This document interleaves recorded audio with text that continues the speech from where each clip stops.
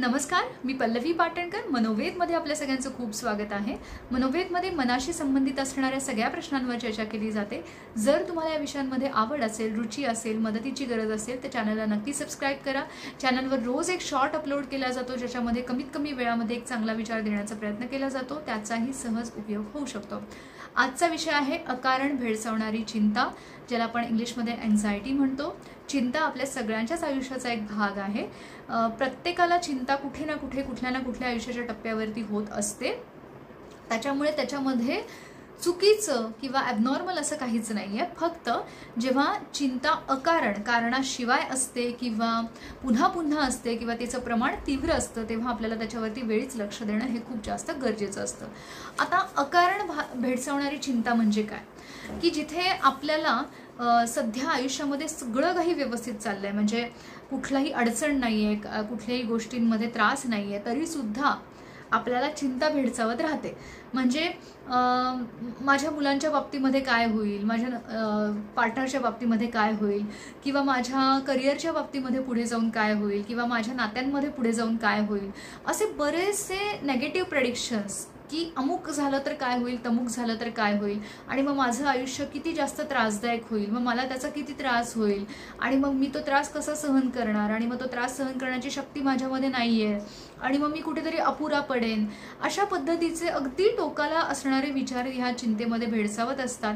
आणि तुम्हाला माहिती असतं, अगदी कळत असतं की वस्तुस्थिती काहीही नाही आहे, वस्तुस्थिती अगदी नॉर्मल आहे, सगळं काही व्यवस्थित चाललंय, पण तरीसुद्धा असे चिंतेचे विचार माझ्या मनामध्ये काय येत आहेत. तर इथे काय होतं की आपण काय येत आहेत जेव्हा असं म्हणतो ना, किंवा हे यायलाच नाही पाहिजे जेव्हा असं म्हणतो ना, तेव्हा ते आणखी जास्त वाढतात.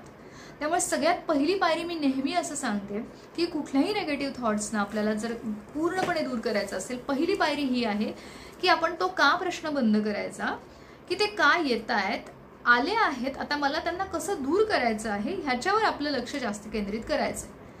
कारण कुठल्याही काचं 100% उत्तर आपल्याकडे नसतं.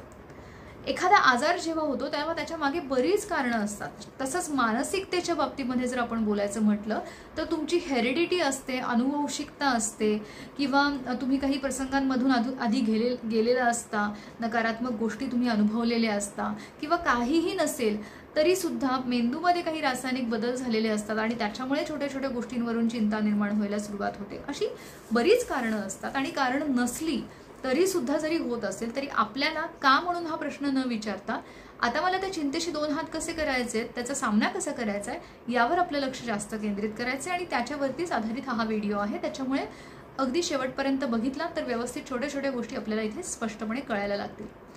तर मुळात जेव्हा चिंता आपण म्हणतो तेव्हा चिंतेमध्ये काय असतं की नेगेटिव्ह प्रेडिक्शन्स, नकारात्मक भाकीत, येणाऱ्या काळामध्ये माझ्या बाबतीमध्ये किती आणि काय कसं वाईट होईल याची कल्पना करत राहणं, त्या कल्पनेमध्ये तासनतास घालवणं, आणि त्याच्यामुळे मग ती भीतीची भावना फील करणं, आपण कुठेतरी अपुरे आहोत, आपण त्यांना तोंड देऊ शकत नाही, या भावनेपर्यंत जाणं, ह्याला आपण चिंता म्हणतो.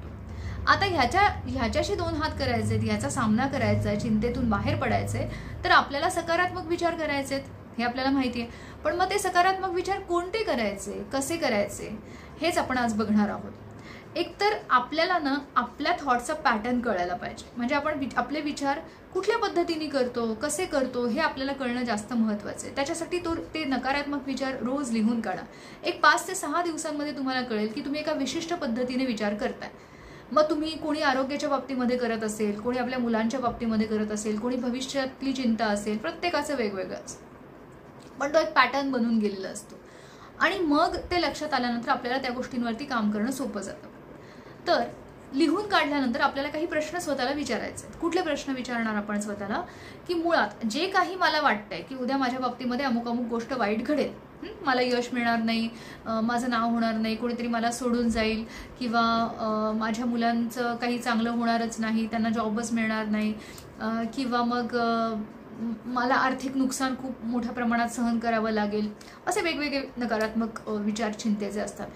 तर स्वतःला आपल्याला काय प्रश्न विचारायचे की मी जे काही विचार करतोय किंवा करते त्याला कुठला बेस आहे, लॉजिकल बेस काय, म्हणजे कोणी असं लिहून ठेवलंय का की असं होणार आहे माझ्या बाबतीमध्ये, किंवा काय पुरावा आहे की समजा भूतकाळामध्ये काही नकारात्मक अनुभव आलेत, तो माझा भूतकाळ होता, भूतकाळामध्ये घडलेल्या घटना कायम आयुष्यामध्ये तशाच घडत राहतात का? अशी किती उदाहरणं आपण बघितलेली आहेत की ज्यांच्या भूतकाळात घडले आणि ते तसंच चालू राहिले बरीच वर्ष.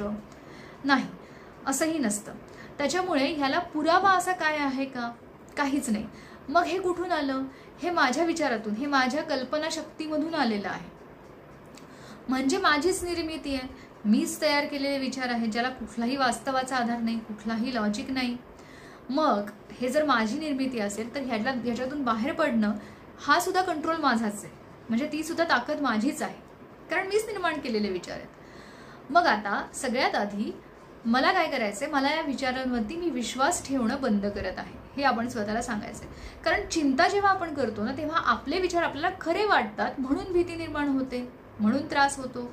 की जर मला वाटत असेल की मला अपयश येणार आणि मी त्याच्यावर विश्वास ठेवला, ही खरंच मी किती प्रयत्न केले ना तरी मला यश काही मिळणार नाही, आणि यश नाही मिळालं तर माझं काही खरं नाही, मग माझ्या आयुष्यात काहीच चांगलं होणार नाही, लोक मला नावं ठेवतील, मला अमुक अमुक गोष्ट जमणारच नाही, मग मला स्वतःला कसं वाटेल, किती लाज वाटेल त्या गोष्टीची की मला काहीच जमत नाही म्हणून.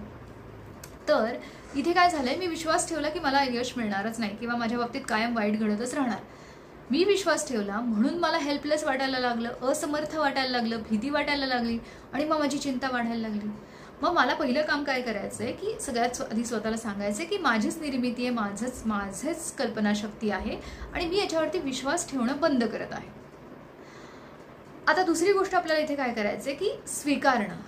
माझेच विचार आहेत, मीच निर्माण केलेले आहेत, मी या विचारांना स्वीकारतो किंवा स्वीकारते आणि मी ह्याच्यावरती विश्वास ठेवणं बंद करत आहे. आता तिसरी गोष्ट, मला ह्याची गरज आहे का? पुन्हा पुन्हा हेच विचार करून माझी परिस्थिती बदलणार आहे का? तर काय त्याचे परिणाम माझ्यावरती होणार आहेत? जर मी परत परत म्हणत राहिलो की अमुक अमुक गोष्ट वाईट घडणार आहे, तर हे वाईट घडणं जे आहे ते जे आहे ते आपण अट्रॅक्ट करतो आहे, कारण नेगेटिव्ह व्हायब्रेशन्स आपण क्रिएट करतो. मग जर पुन्हा पुन्हा मी रिपीट करत राहिलो तर त्याच्यातून त्रास कोणाचा वाढणार आहे? माझा. प्रात्यक्षिक व्यावहारिकदृष्ट्या काही फरक पडणार आहे का वस्तुस्थितीमध्ये? उलट आपला त्रास जास्तीत जास्त वाढत जाणार आहे.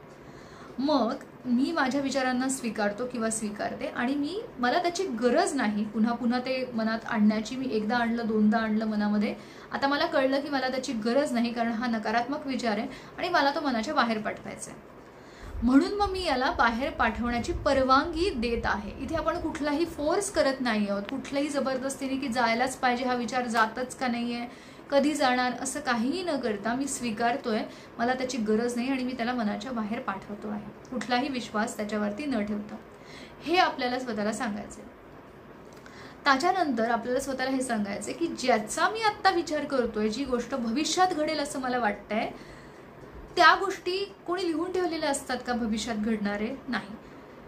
प्रत्येक गोष्ट माझ्या कंट्रोलमध्ये आहे का की उद्या काय होणार, 2 वर्षानंतर काय होणार, 4 वर्षानंतर काय होणार? कोणाच्याच कंट्रोलमध्ये नसतात. मग ज्या गोष्टी माझ्या कंट्रोलमध्ये नाही आहेत त्याच्यावर मी फोकस करायचा का ज्या गोष्टी माझ्या कंट्रोलमध्ये आहेत त्याच्यावर मी फोकस करायचा? तर आज आणि आत्ता मला काय करायचं आहे ह्याच्यावर माझा फोकस मी ठेवेन, जेणेकरून माझा येणारा प्रत्येक दिवस चांगला जाईल. कारण आज आणि आत्ता जर मी पॉझिटिव्ह विचार केला तर अर्थातच माझा जो उद्या आहे, माझं जे फ्युचर आहे ते माझ्या आजच्याच दिवसावर अवलंबून असणार आहे. जर मला उद्याचा दिवस चांगला घालवायचा आहे किंवा येणारं फ्युचर मला चांगलं हवं आहे तर आज आणि आत्ता मी सकारात्मक विचार करणार. तर अशा पद्धतीने आपण स्वतःला सांगतो. पुढचं सकारात्मक विचार काय आहे की माझा स्वतःवर विश्वास आहे. आत्तापर्यंतच्या आयुष्यात जेव्हा चिंता नव्हती तेव्हा मी किती नकारात्मक गोष्टींना तोंड दिलं, कसं दिलं, माझ्या आयुष्यात जी संकट आली, जे नकारात्मक प्रसंग आले त्यांना मी तोंड दिलं. याचा अर्थ ती ताकद माझ्यामध्ये आहे. निसर्गाने दिलेली ती ताकद प्रत्येकामध्ये असते. मी त्या ताकदीवरती विश्वास ठेवतो किंवा ठेवते की मी जसं आत्तापर्यंत तोंड दिलं माझ्या आयुष्यातल्या कठीण प्रसंगांना, तसं याच्यानंतरही येणाऱ्या कठीण प्रसंगांना मी तोंड देऊ शकते किंवा शकतो.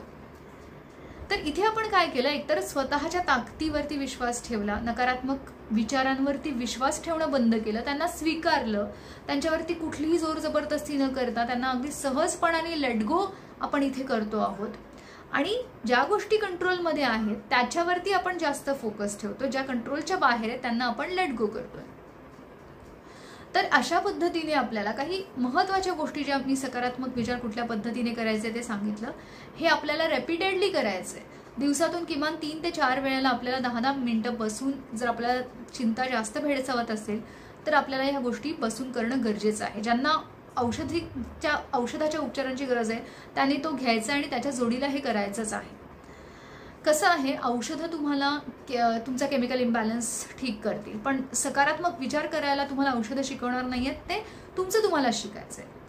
त्यामुळे ह्या गोष्टी सरावाने होतील, सवयीने होतील जर आपण रोज थोडा वेळ स्वतःला दिला आणि त्याच्या जोडीला काही रिलॅक्सेशन टेक्निक्स प्रॅक्टिस केले. रिलॅक्सेशन टेक्निक्सवरती वेगळे व्हिडिओज मी बनवलेले आहेत, त्याची लिंक्स डिस्क्रिप्शन बॉक्समध्ये देते. ते व्हिडिओज बघून त्याप्रमाणे रोज प्रॅक्टिस केले रिलॅक्सेशन टेक्निक्स आणि अशा पद्धतीने मी जे सांगितलं सकारात्मक विचार रोज लिहून काढले आणि दीर्घ श्वसनाबरोबर ते प्रॅक्टिस केले तर आपल्याला त्याचा खूप छान उपयोग होईल आणि तुमची जी अकारण निर्माण होणारी चिंता आहे किंवा जे काही नेगेटिव्ह विचार चिंतेचे आहेत ते दूर व्हायला त्याने मदत होईल. व्हिडिओ आवडला असेल तर लाईक करा, जास्तीत जास्त लोकांपर्यंत मदत पोहोचू देत, शेअर करत राहा आणि नवीन नवीन व्हिडिओसाठी चॅनलला सबस्क्राईब करा. धन्यवाद.